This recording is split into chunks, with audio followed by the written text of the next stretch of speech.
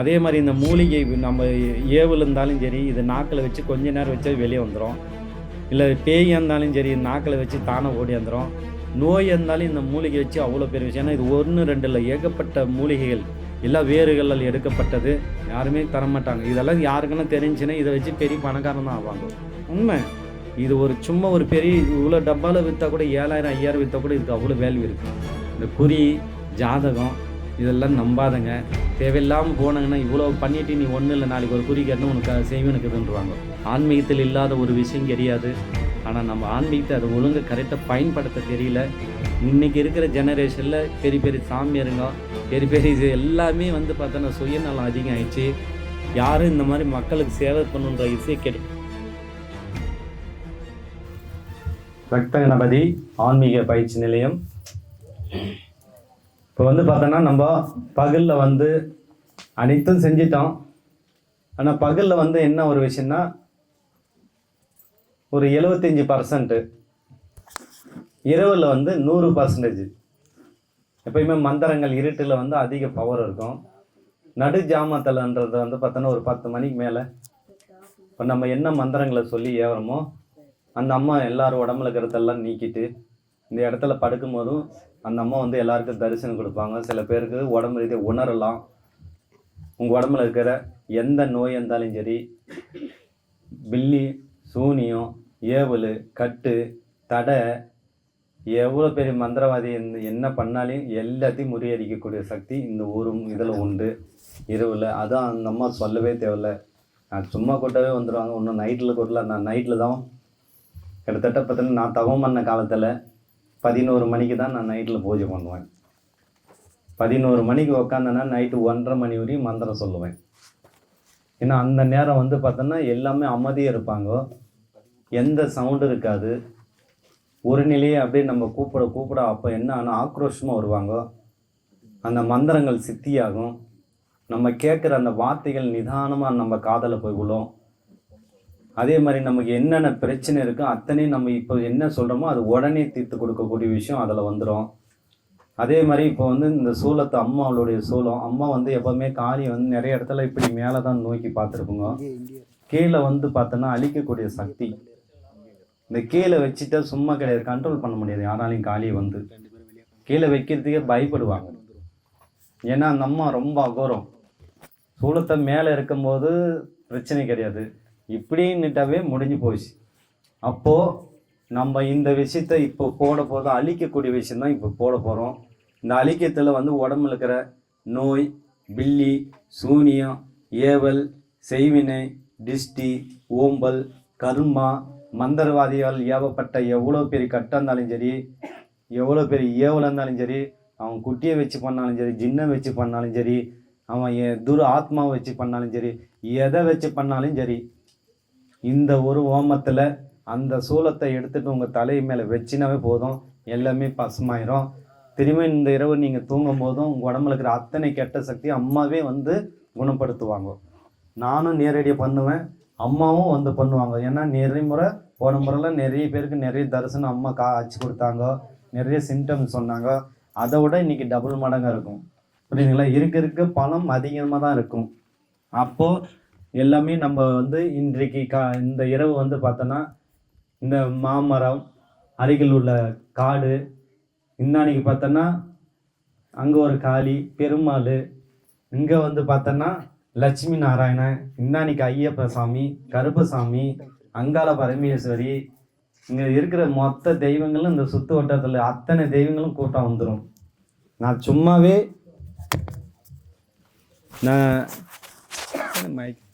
சும்மாவே இருக்கும்போது நான் கூப்பிட்டாவே தெய்வம் வரும்.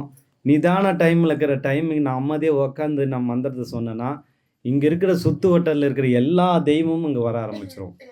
இதுக்கெல்லாம் காரணம் என்னென்னா நான் நன்மைன்ற ஒரு ஸ்தானத்தை பயன்படுத்துறதுனால தான், உண்மைன்ற ஒரு வார்த்தையை பயன்படுத்துறதுனால, நேர்மைன்ற வார்த்தைக்கு எல்லா தெய்வமும் கட்டுப்படுவாங்க. அதனால தான் மனிதன் கூட நீங்களும் அந்த மாதிரி என்னை போல் இல்லைன்னா கூட ஒரு பாதி நினச்சா போதும், நிச்சயமாக உங்களுக்கு கூட்ட குரல்லே தெய்வம் ஓடியாரும். அப்படிப்பட்ட விஷயத்தில் இப்போ பூஜை ஆரம்பிக்க போகிறோம். இதில் பார்த்தோன்னா இன்றைக்கி மந்திர தண்ணின்னு ஒன்று கொடுப்போம். இந்த தண்ணியில் பார்த்தோன்னா ஜலம் அந்த 5 பஞ்சபூதங்கள் சொன்னோம் பாருங்கள், அதில் ரொம்ப முக்கியமானது ஜலம்னுவாங்க. இந்த ஜலத்துலலாம் நிறைய பாருங்கள், அந்த காலத்தில் மந்திரங்களை ஊதி அதை நம்ம உடம்புக்குள்ளே போய் நம்ம உடம்புல இருக்கிற அனைத்து பிரச்சனைகளும் சரி பண்ணக்கூடிய ஆற்றல் இந்த நீருக்கு உண்டு. இந்த ஒரு தண்ணியை வச்சு மந்திரம் ஜபிச்சு முன்னெல்லாம் நான் கொடுத்துட்டுனா ஒரு கொஞ்ச நேரத்தில் பேய் ஆடும். அப்போல்லாம் இந்த காற்று சோடெல்லாம் பார்த்தோன்னா பெண்களுக்கு போயிட்டு அந்த யோனியில் போய் உக்காந்துக்கும், வகிரெல்லாம் போட்டு அலாய்க்கும். யாராலையும் இன்னும் பண்ண முடியாது, எந்த மந்திரவாதியும் அங்கே தொட முடியாது, நீ மந்திரமும் போட முடியாது, என்னமே பண்ண முடியாது. ஆனால் இந்த மந்திரத்தை நம்ம சொல்லி உள்ளே போகும்போது அடித்து எல்லாம் வெளியே நெருக்கி வெளியே வந்துடும். அதே மாதிரி யாராவது வந்து பார்த்தோன்னா உடலில் வந்து ஏவி விடுவாங்க. சில பேர் என்ன பண்ணுவாங்க, உடலில் வந்து பார்த்தோன்னா என்ன மேலே போட்டால் எல்லாம் தெரிஞ்சிருதுன்ட்டு அடிவத்தில் போட்டு விட்ருவாங்க. அப்போ அந்த அடிவத்தில் போயிட்டு என்ன பண்ணால் நம்ம குழந்தை பிறல்ற மாதிரியும் இந்த பாம்பு தவற மாதிரியும் இப்படியெல்லாம் பிரட்டி எடுக்கும் ஒரு மனிதனை. அப்போ அதெல்லாம் அவ்வளோ டக்குன்னு வெளியே எடுக்க முடியாது. ஒரு உச்சிந்தல்ல ஒரு பேய் இருக்குன்னு வச்சுக்க, அந்த பேயை ஆடி கட் பண்ணி எடுத்துடலாம். அதே ஒரு ஆன்மாவை ஏவி அடிவத்தில் விட்டாங்கன்னு என்ன பண்ண முடியும்? ஒன்றுமே பண்ண முடியாது. அடிக்கடிக்கு என்ன பண்ண வரு பிரச்சனை, அந்த பிரச்சனை, கை கழுவல்ல அந்த மாதிரி இன்னும் இருக்கும். அடுத்து வந்து பார்த்தோன்னா நிறைய பேருக்கு இப்போ காலடி மண் எடுத்துகிட்டு இந்த செய்வினை கோளாறு அந்த மாதிரியெல்லாம் சில பேர் பண்ணிடுவாங்க. ஊசி குத்துற மாதிரி இருக்கும் அவங்க காலுகள்லாம். இல்லைன்னா ஒரு பாவை செஞ்சு பொம்மை மாதிரி உங்கள் போட்டோ உங்கள் பொருளோ ஏதாவது எடுத்து அதை உள்ளே பண்ணிவிட்டு ஒரு மயானத்துலேயே எங்கன்னா வச்சுருவாங்க. அது என்ன ஆகுன்னு லைஃப்பில் உங்களுக்கு அந்த துன்புறுத்தும். அப்போ என்ன பண்ணாலும் வேலைக்கு ஆகாது, உடலில் இருக்கும், மயானத்தில் இருக்கும். அப்போ நாம் என்ன பண்ணணும், இந்த மாதிரி மந்திர தண்ணியில் நம்ம ஜபிச்சு அதை அழிக்கணும், மாரண மண்ணுன்னு கொடுக்கும்போது நம்ம உடலில் இருக்கிற அத்தனை கெட்ட விஷயங்களை அழிய ஆரம்பிச்சிடும். அந்த மாதிரி இருக்கும். அது காலில் இருந்தாலும் சரி, கையில் இருந்தாலும் சரி, உச்சந்தலையில் இருந்தாலும் சரி, எல்லாமே மாரணம் ஆயிரும். அப்படியேப்பட்ட ஜலத்துக்கு இப்போ நம்ம உரு கொடுத்து அது மூலியமாக, ஏன்னா டைரெக்டாக கொடுக்குறோன்னு வச்சுக்க, சில பேருக்கு டக்குன்னு இறங்கும், சில பேருக்கு இறங்காமல் கூட போயிடலாம். ஆனால் இதில் இறக்கிட்டோம்னா கங்கை ஈஸியாக எடுத்துக்கும். அதை நம்ம உள்ளே குடிக்கும்போது கண்டிப்பாக அது எல்லாமே வேலை செஞ்சிடும். இந்த மாதிரி ஒரு விஷயம். அடுத்து வந்து பார்த்தோன்னா நம்ம வந்து விபூதி. இப்போ விபூதியில் வந்து பார்த்தோன்னா மாரண சக்கரம் எழுதுவோம். நம்ம ஒரு சக்கரத்துக்கு ஒவ்வொரு சக்தி இருக்குது. இப்போ வந்து பார்த்தோன்னா எல்லாத்துக்கும் சக்கரம் இருக்கும், அந்த மாரண சக்கரம்னு இருக்கும். இப்போ வந்து பார்த்தோன்னா மந்திரம் உயிர், எந்திரன்றது நம்ம உடல். அந்த சக்கரத்தை வந்து பார்த்தோன்னா எப்போவுமே கோயிலில் பாருங்கள், அந்த சிலை அடியில் வந்து சக்கரம் வைப்பாங்க, இல்லைன்னா எங்கன்னா ஒரு மேலே கூட ப்ரெஜஸ் பண்ணுவாங்க. அந்த சக்கரம் வச்சா தான் அந்த கோயிலுக்கே சக்தி அதிகம். அப்படியேப்பட்ட ஒரு விஷயம் நம்ம இப்போ அந்த சக்கரத்தை வரைஞ்சி அதுக்குண்டான மந்திரங்கள் ஜபிச்சு அதில் உரு ஏற்றி அதை நம்ம என்ன பண்ணோன்னா நம்ம கை கால் உடம்பெல்லாம் பூசும்போது நம்ம உடம்புல இருக்கிற மேலே எல்லாம் இது பண்ணும்போது நம்ம உடம்புல இருக்கிற அத்தனை குத்தி கிளப்பி எல்லாத்தையும் அழித்து அப்படியே உடம்பு ஃப்ரீ ஆக்கி விடும்.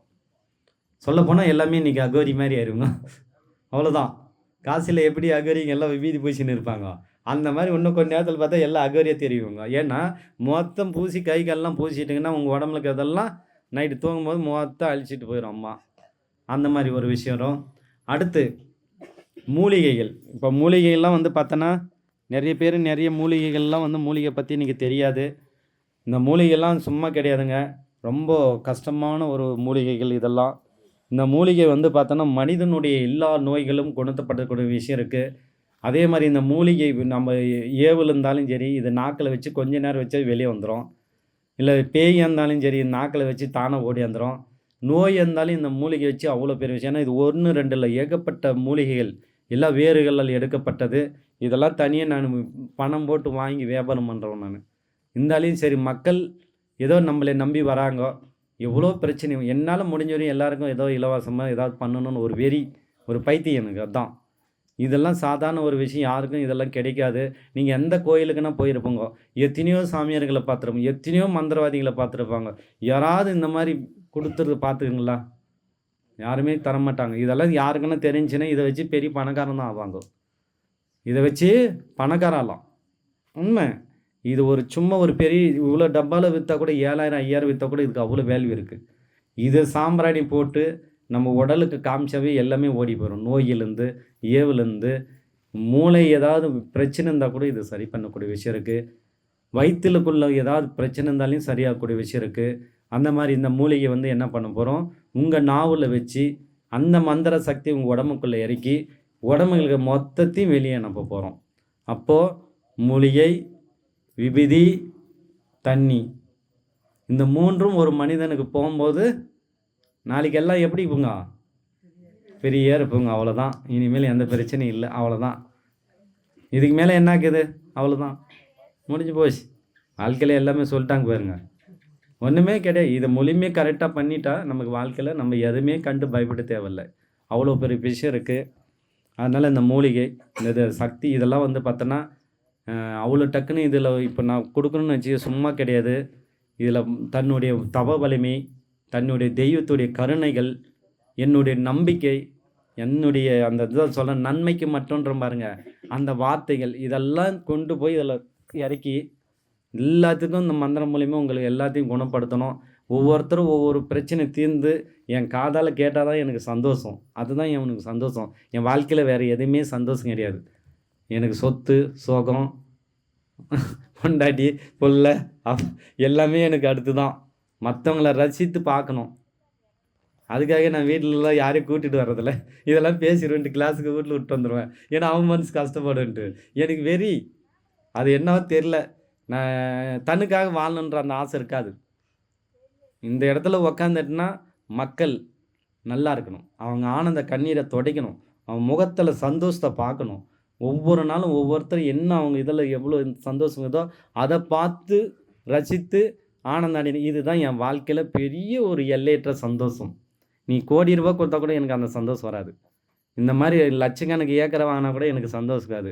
மக்கள் மத்தியில் அவங்களுக்கு தேவையான நான் உண்மையான ஒரு விஷயத்த கொடுத்துட்டு அவங்க மூலிமா பரவாயில்ல நல்லா இருக்குது, அவங்க அந்த ஆனந்த கண்ணீர் வரணும்.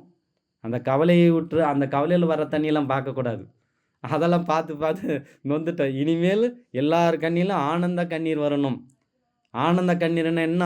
மகிழ்ச்சி சந்தோஷத்தில் வர்ற கண்ணீர். அந்த கண்ணீரை பார்க்கணும் தான் எனக்கு பெரும் ஆசை. அது என்னவோ தெரியல. அவர் ரத்த கணபதி பண்ணாரோ இல்லை இந்த உச்சிஸ்காலி பண்ணாங்களோ தெரியாது. இயற்கையே அது எனக்கு அந்த மாதிரி வந்துருச்சு. அதனால் இனிமேல் உங்கள் குடும்பம் நல்லா இருக்கும். உங்கள் உடம்பில் இருக்க அத்தனை பிரச்சனை தீந்துடும். இனிமேல் பில்லி மது சூனி மதான்னு கேள்வி கேளுங்க. இந்த குறி ஜாதகம் இதெல்லாம் நம்பாதங்க. இதெல்லாம் நம்பினங்கன்னா, ஏன்னா நான் தான் நிறைய பேர் கற்றுக் கொடுக்குறேன். லாஜிக்கு தான் அது. தேவையில்லாமல் போனாங்கன்னா இவ்வளோ பண்ணிவிட்டு நீ ஒன்றும் இல்லை நாளைக்கு ஒரு குறி கேட்டணும் உனக்கு செய்வேனுக்குதுன்றவாங்க. அவ்வளோதான். இவ்வளோ பிரச்சனை பண்ணிவிட்டு நான் எல்லாத்தையும் இது கொடுத்துட்டு நாளைக்கு ஒரு கனி கேட்குறங்காட்ட போப்பாரு உனக்கு செய்வேனை வச்சிட்டாங்கன்னுவாங்க. அப்போ இவ்வளோ மந்திரம் தந்திரம் பண்ணதெல்லாம் எங்கே போச்சு? அதெல்லாம் யோசிக்கணும். நீ நல்லா ஒன்றும் இல்லை குறி சொல்கிறேன் 10 பேர்கிட்ட நான் அனுப்புகிறேன் எல்லாத்தையும் ரெடி பண்ணான்னு அதை தான் சொல்லுவாங்க. அதனால் தயவுசெய்து நம்பாதங்க. இருக்கிறாங்க சில பேர் உண்மையாக இருக்கிறாங்க, அதை மட்டும் நம்புங்க. சும்மா தேவையில்லாமல் நம்ம மனசை போட்டு கெடுத்துக்காதுங்க. நம்ம மனமே தான் நமக்கு மருந்து. அந்த மனத்தை நம்ம என்ன பண்ணோம்னா ஆக்டிவோ சந்தோஷமோ மகிழ்ச்சியோ ஆனந்தமாக இருங்க. நோய் நொடியெல்லாம் ஓடி போயிடும்.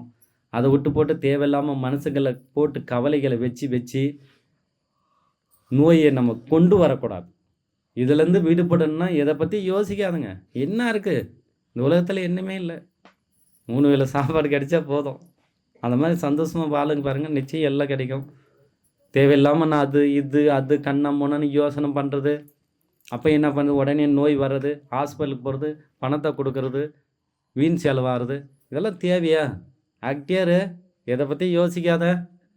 இறைவன் என்றைக்கு என்னாலும் நம்ம கொடுப்பார். கொடுக்காமலாம் போக மாட்டார். அவர் கொடுக்கறது ரெடியாக தாங்கிறாரு. நம்ம வாங்கிறதுக்கு தான் ரெடி இல்லை. நம்ம மனசை ரிலாக்ஸ் பண்ணி வாழ்க்கையில் எதை பற்றியும் ஏற்றுக்கிட்டோம். நல்லது கெட்டது எல்லாத்தையும் சாதாரணம் ஏற்றுட்டு விட்ருங்க. இந்த காதில் வாங்கி அந்த காதில் விட்டுறணும். நீ போய் அப்படியே என்னை திட்டிகிட்டு போனால் கூட பரவாயில்ல விடுன்ட்டுருவேன். அதான் நான் உன்னை வருத்தப்பட போகிறதில்ல. வருத்தப்பட்டால் எனக்கு என்ன வந்துடுவ போகுது? ஐயோ அவங்க திட்டுட்டாங்களே நான் வருத்தப்பட்டால் எனக்கு என்ன தனியாக ஒரு லட்சக்கணக்கு வந்துட்டு போதா? இல்லை ஏதாவது ஒரு பெரிய சக்தி கிடைக்க போகுது? என்ன கிடையாது. அதை திட்டினாலும் திட்டின்னு போகிறாங்க போவாங்க. அவ்வளோதான், முடிஞ்சு போச்சு. அதனால தாங்க யாராவது அதிகமாக கத்தனா கூட சாந்தமாருன்றது. சுப்பிரமணி அமைதியாரு அதிகமாக கூட வாய்ஸ் கொடுக்கக்கூடாது. இது எல்லாமே எப்படின்னா சாந்தமாக எல்லாரையும் அன்போ அரவணைக்கணும். ஒரு கூட்டு குடும்பம் இது. இதெல்லாம் இன்னைக்கு இப்படின்னா நான் அடுத்த இதுக்கெல்லாம் இன்னும் போயினே இருக்கணும். நீங்கள் இந்த உலகத்தில் பார்த்தா சந்தோஷன்றது எங்கே இருக்காது. இந்த இடத்துல நான் வர வச்சு கொடுப்பேன். ஒருத்தருக்கு ஒருத்தர் அன்பாக இருக்கிற மாதிரி சந்தோஷம் மகிழ்ச்சி ஆனந்தம். நீ எந்த பணம் கொடுத்தாலே வருமா? அதெல்லாம் வராது. ஆனால் இந்த இடத்துல உங்களுக்கு வந்தேன்னா எல்லாத்தையும் மறக்க வச்சுருவேன். வாழ்க்கையில் இங்கே ஒருத்தர்கிட்ட அன்பை பேச பேச உங்களுக்கே அவ்வளோதான். எப்படா அந்த சாமி கிட்ட எப்படா பௌர்ணமி வரும், அமாவாசை வரும்னு ஓடிடுங்க. அதுக்கு காரணம் நம்ம அந்த கற்ற கலையை வந்து மக்களுக்கு நாம் மட்டும் அதை சந்தோஷப்படக்கூடாது, நான் மட்டும் அனுபவிக்கக்கூடாது, என் குடும்பம் மட்டும் அனுபவிக்கக்கூடாது, நீங்களும் அதை அனுபவிக்கணும், உங்கள் பிள்ளைங்களும் அனுபவிக்கணும், வாழ்க்கையில் எல்லாமே சந்தோஷம் வரணும். புரியுதுங்களா? அதனால தான் சுப்பிரமணி அதிகமாக பேசாத, இவர் போய் சும்மாவே டென்ஷன் ஆயிடுது. பாத்ரூமில் அதை ஊற்றிட்டாங்க, இதை பண்ண அவங்க ஏதோ பாவம் அர்ஜென்ட்டாக போயிட்டாங்க, இவர் கத்துறாரு. என்ன போய் ஆயிருப்போது, விடு விடு, தண்ணி ஊற்றி கழிங்கன்னா முடிஞ்சு போச்சு, அவ்வளோதான். இது எவ்வளோ ரிலாக்ஸாக இருக்குது. அந்த மாதிரி அதெல்லாம் நம்ம பெருசாக எடுத்துக்கூடாது. எந்த விஷயத்தையுமே சாதாரணமாக எடுத்துக்கினா வாழ்க்கையில் நாம் தான் பெரிய ஒரு மகன். ஒரு குடும்ப தலைவனுக்கே நம்ம உண்மை சொல்கிறோம் பாருங்க, ஒருத்த விட்டு கொடுத்து அன்பை பேசி பல கற்றுங்கன்னா இதுக்கு மேலே உலகத்தில் எதுவுமே கிடையாதுங்க. அவ்வளோதான். சும்மா என்னத்துக்கு இது ஒன்று பாடம் தான் மெயின். இன்றைக்கி பரவாயில்ல, இந்த சின்ன சிறுசுங்கள்லாம் பின்னாடி எப்படி இருக்கும், நான் சொன்ன விஷயங்கள் கற்று இன்னும் நம்மளுக்கு உங்களை மாதிரி கஷ்டப்பட மாட்டாங்க. அதனால தான் உங்கள் பிள்ளைகள் எல்லாம் கூட்டிகிட்டு வந்து இந்த மாதிரி நல்ல கருத்துக்களை கேட்க வைங்க. தப்பான வழியில் போகாதுங்க. வாழ்க்கையில் வந்து நம்ம இப்போந்தே கொஞ்சம் கொஞ்சமாக அவங்க கற்றுக்கினாங்கன்னா நீ சொல்லவே தேவையில்லை, அவங்களே பிடிச்சி பெரிய டாப் லெவல் வந்துடுவாங்க. நம்மளாம் சொல்லியே கொடுக்க தேவையில்லை. இந்த மாதிரி வார்த்தைகள் இந்த மாதிரி இடத்துல உட்காரும் போது ஒவ்வொரு பிள்ளைகளும் என்ன பண்ணுவாங்க, அடங்காதவங்க கூட அடங்கி ஆகணும். என்னடா இவ்வளோ விஷயம் இருக்குது, இவ்வளோ விஷயம் இருக்கா ஆன்மீகத்தில். ஆன்மீகத்தில் இல்லாத ஒரு விஷயம் கிடையாது. ஆனால் நம்ம ஆன்மீகத்தை அதை ஒழுங்காக கரெக்டாக பயன்படுத்த தெரியல. இன்றைக்கி இருக்கிற ஜெனரேஷனில் பெரிய பெரிய சாமியாருங்க, பெரிய பெரிய எல்லாமே வந்து பார்த்தோன்னா சுயநலம் அதிகம் ஆயிடுச்சு. யாரும் இந்த மாதிரி மக்களுக்கு சேவை பண்ணுன்ற விஷயம் இனிமேலாவது என்கிட்ட கற்றுட்டு போய் என்ன மாதிரி பண்ணுங்கன்னு அதுக்கு தான் எல்லாருக்கும் கிளாஸ் கற்றுக் கொடுக்குறது. அப்படி கற்றுக்கலாம் கூட பரவாயில்ல. உங்களுக்கு உங்கள் ஓன் நியூஸ், உங்கள் குடும்பத்துக்காக நீங்கள் ஆளுக்கு ஒரு வீட்டில் கணபதி மந்திரம், ஒரு குலதெய்வ மந்திரம் ஏதாவது ஒன்று ஜபிச்சு உங்கள் வாழ்க்கைக்கு அடுத்த கட்டத்துக்கு கொண்டு போங்க.